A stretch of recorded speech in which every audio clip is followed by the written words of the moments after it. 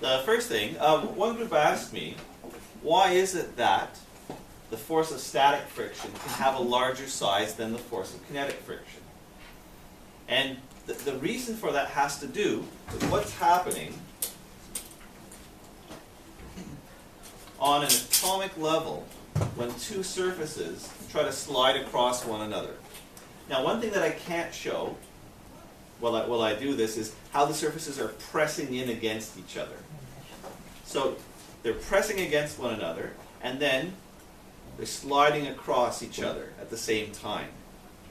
So as they slide across, you can imagine that the sort of bumps and grooves are grinding against each other, and that causes a bit of the kinetic friction. But before the objects start to move, you have this situation here.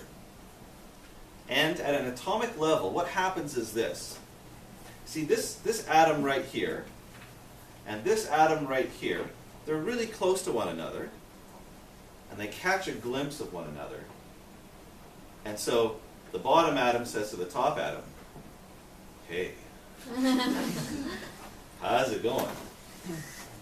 Just looking around, saying, "You know, I think we should form a bond." And sure enough, this is what atoms do. And a generally weak type of bond forms between the top and the bottom atom, between many of them. And so if these objects are initially at rest, and now you're trying to push on one of them in order to start it sliding, you're not only pushing against the bumps and the grooves of the surface, but you have to first break those bonds that form.